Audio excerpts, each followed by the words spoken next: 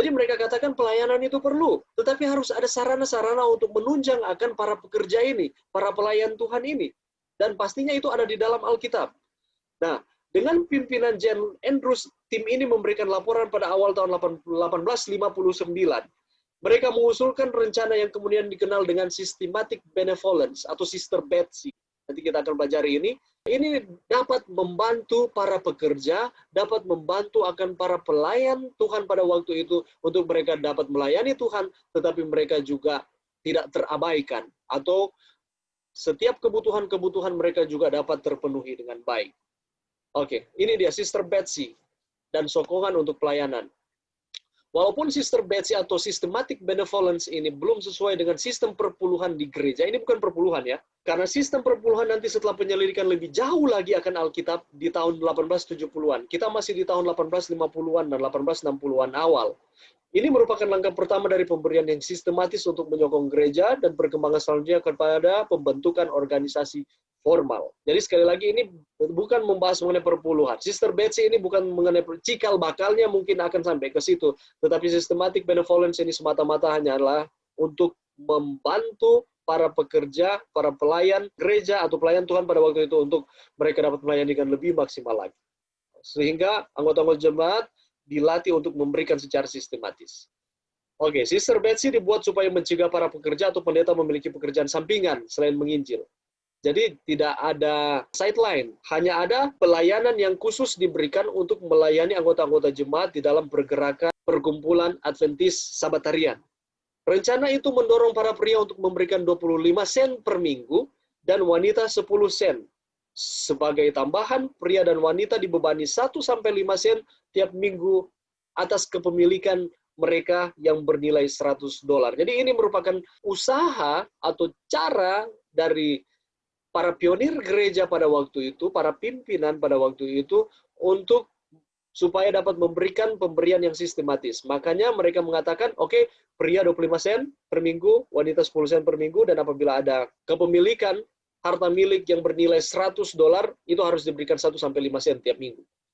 Oke, James White menghitung dan memperkirakan bahwa seandainya ada 1.000 anggota di Michigan saja bisa memberikan seperti itu, bisa dikumpulkan kurang lebih $5.980 per tahun dan sanggup untuk membiayai 5 misionaris ke wilayah barat. Oke, jadi ini semata-mata adalah untuk pelayanan kepada Tuhan. Sehingga pada akhirnya para pelayan Tuhan ini mereka fokus untuk melayani Tuhan tanpa harus mereka berpikir untuk mencari sideline atau mencari pekerjaan yang lain untuk menunjang akan kehidupan mereka. Dari tahun 1844 hingga 1859, umat Advent Sabat tidak memiliki rencana untuk memberi secara rutin. Belum ada pemberian secara sistematik di antara tahun 1844 sampai 1859. Tetapi hanya mengandalkan sumbangan sukarela dari para pendengar yang tertarik. Jadi mereka harus pintar-pintar untuk menyusun, membuat akan khotbah sehingga menarik, sehingga ketika menarik perhatian dari orang-orang, mereka dapat memperoleh uang dari hasil pemberian dari orang-orang tersebut. Pemberian uang untuk membantu pekerjaan Tuhan belumlah diberikan secara sistematis pada waktu itu. Belum ada perpuluhan di tahun itu. Kemudian datanglah kepanikan di tahun 1857. Kenapa? Oleh karena krisis ekonomi. Krisis ekonomi menghantam dunia, dan ini krisis dunia yang pertama. Dipicu oleh transaksi curang dari kegagalan berikutnya dari Ohio Life Insurance dan Trust Company. Ini adalah perusahaan-perusahaan keuangan.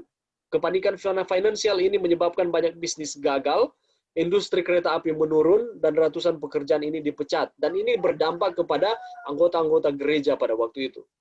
Pedagang Amerika mengalami penurunan penjualan dan keuntungan, puluhan bank itu ditutup, banyak rel kereta api menyatakan bangkrut, buruh mengambil pemotongan gaji 10%, dan banyak petani kehilangan tanah mereka karena penyitaan bank, dan ini krisis yang sangat-sangat besar yang melanda dunia pada pertama kali.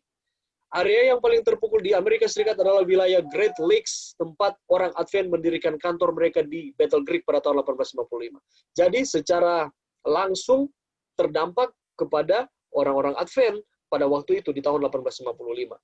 Sehingga ini sangat sulit juga untuk memberikan sumbangan, untuk memberikan penghargaan lewat uang, contoh, atau barang kepada para pekerja Tuhan pada waktu itu. Nah, pada bulan April 1858, James White menggambarkan kumpulan kecil dari saudara-saudara yang berkhotbah sebagai tenggelam dalam kemiskinan. Ini para pelayan Tuhan, James White ibaratkan Mereka itu tenggelam dalam kemiskinan, kesehatan yang rusak dan keputusasaan oleh karena tidak ada sokongan dana kepada para pekerja Tuhan. Itulah tidak heran mengapa Jan Andrews, Jan Lowborough, mereka keluar dari pelayanan bagi Tuhan pada waktu itu. Tetapi pada akhirnya mereka kembali lagi menerima akan panggilan pelayanan mereka. Sesuatu harus segera dilakukan untuk menopang tujuan finansial, atau kemungkinan yang paling terburuk adalah gerakan Advent atau Sabatarian Adventis akan terhenti secara mendadak. Itulah sebabnya mereka putar otak. Mereka berpikir apa yang harus mereka lakukan supaya dalam krisis ini para pekerja Tuhan, para pendeta, ataupun para pelayan Tuhan, mereka dapat memperoleh penghasilan, mereka dapat memperoleh kehidupan mereka, dan mereka tetap dapat melayani Tuhan tanpa terpengaruh dengan krisis ekonomi yang terjadi. Pada bulan Februari 1859, sebuah komite yang terdiri dari 3 orang di Battle Creek mengusulkan rencana kebajikan atau rencana kebijakan sistematis atau systematic benevolence berdasarkan 1 Korintus 16 ayat 2. Biarlah setiap orang percaya menyisihkan dana pada hari pertama minggu itu, 2 Korintus 8 ayat 12-14, ditekankan prinsip kesetaraan, 2 Korintus 9 ayat 5-7, Tuhan mencintai pemberi yang ceria. Jadi ini yang menjadi, ayat-ayat inilah yang menjadi dasar bagi tim pada waktu itu yang dibentuk, yang dikepalai oleh Jan Andrews untuk supaya merancangkan ada suatu kebijakan sistematis. Dan pada akhirnya terciptalah systematic benevolence atau Sister Betsy. Secara praktis, komite mendesak laki-laki berusia 18-60 tahun untuk memberi 5-25 sen setiap minggu, sama seperti yang saya katakan tadi. Perempuan memberi 2-10 sen setiap minggu. Dan kedua kelompok menambah 1-5 sen lebih banyak untuk setiap properti yang mereka miliki senilai $100. Ini kebijakan yang diambil pada waktu itu supaya para pelayan Tuhan tetap memperoleh gaji mereka, tetap memperoleh kehidupan mereka, dan mereka tetap sehat, kebutuhan makanan mereka tetap tercukupi, sehingga mereka dapat lebih maksimal lagi untuk menyampaikan akan pekabaran Tuhan. Tetapi perlu dicatat bahwa orang sakit, lanjut usia, dan mereka yang berusia di bawah 18 tahun tidak diwajibkan atau tidak diharapkan untuk berpartisipasi dalam rencana kebijakan sistematis atau systematic benevolence atau yang kita kenal dengan Sister Betsy. Jadi mungkin kita sudah mulai pernah berpikir atau pernah mendengar mengenai Sister Betsy, inilah Sister Betsy. Inilah latar belakangnya kenapa ada Sister Betsy atau systematic benevolence. Perlu juga disebutkan bahwa tidak pernah ada pemimpin Advent yang merujuk kepada Maleakhi 3 ayat 8-10 ketika mereka merangkumkan mengenai systematic benevolence ini. Yang tadi kalau kita lihat dasar ayatnya di 1 Korintus 16 ayat 2, 2 Korintus 8 ayat 12-14, dan 2 Korintus 9 ayat 5-7.